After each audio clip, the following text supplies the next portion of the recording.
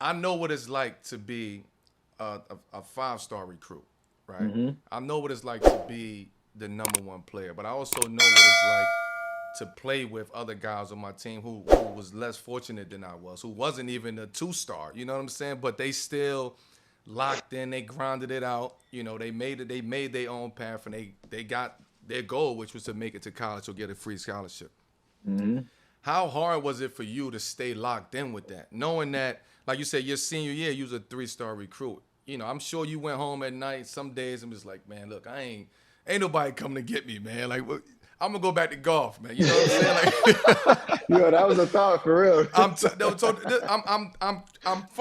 I'm laughing, but I'm being serious about that too. It's like, how did you find it to stay locked in, even though all the odds was really against you?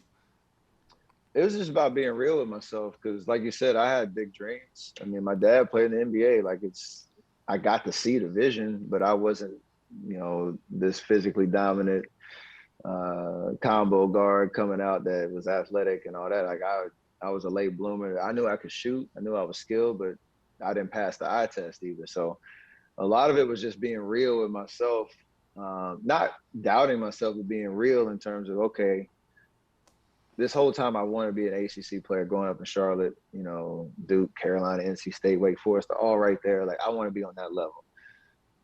I went to a summer camp, AAU tournament and played in front of all those coaches. I was like, this is my time. Let's go. I thought I played well. Next 2 weeks, I'm asking my parents, yo, who's calling? This time when they couldn't call cell phones. I'm like, yo, who's anybody calling? They're like, nah, like, we're gonna keep waiting, keep working.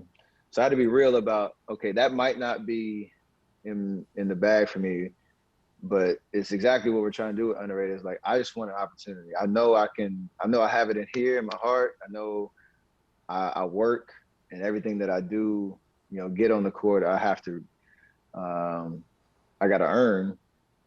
Just give me an opportunity on the next level, and I'll take it from there. Just get me somewhere where I know that, one, a coach believes in me and is gonna, spend time nurturing me on and off the court, no matter where it is. And thankfully, I mean, I had parents that kind of understood the game and could kind of, encourage that thought process instead of like, oh, all these coaches, they don't know what they talking about. You that type of dude, you this, you that.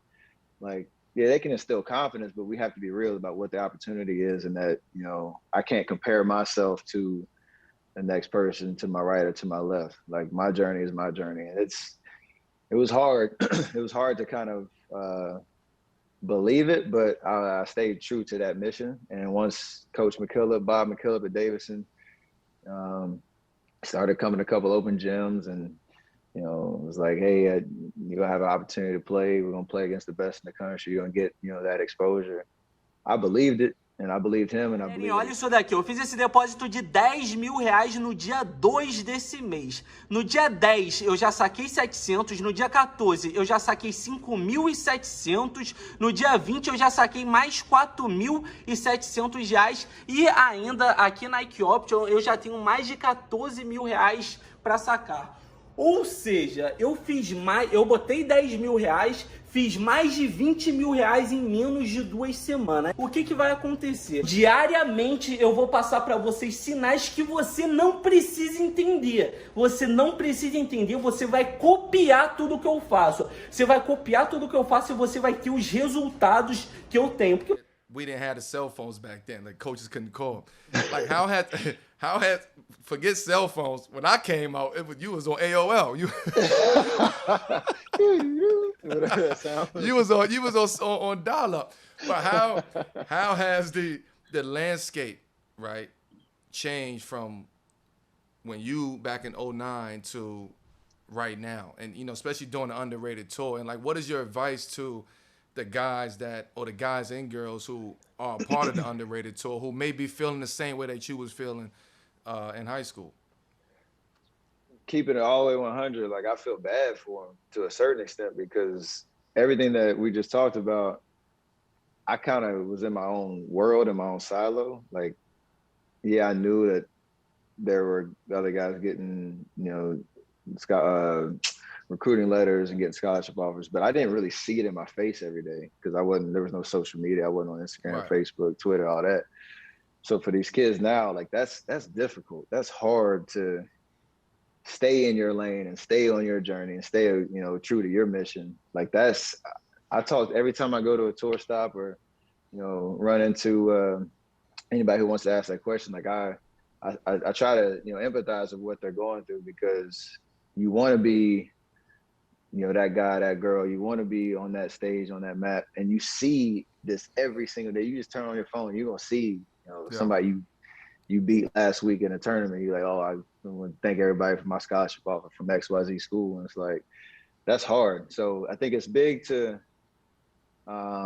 set boundaries for yourself in terms of how you engage with social media. One, who you surround yourself with in your circle that's going to keep it real with you. But understand, like, you see Melo, you see myself, you see, the people that have made it to the bright stage in the NBA. That's the shiny object in the finished product. I wish I had a phone that could document every step of the way and can kind of play that reel and fast forward and know, like, all the bumps and the pains and the hurdles along the way that made us who we are. And that's something that it's going to happen over time. You just can't fall in love with what the finished product looks like, what your counterparts are doing or showing on social media every single day. And you got to work. Like that's the biggest thing that I want kids to kind of understand and really appreciate. Because that's the joy. Like, who knows where the end goal is? I think Kobe said it. Like, the process and the journey is what makes you legendary. It's what makes you great. It's what you will remember when it's all said and done, no matter where you end up. So it's hard though. Like, that's the bottom line is I'm glad I grew up when I did, and I just pray that this next generation can really handle a lot of the stress and anxiety and some of the things that come with the goodness of what social media is too, because we get to inspire and share parts of our story that we wouldn't have the opportunity to do otherwise.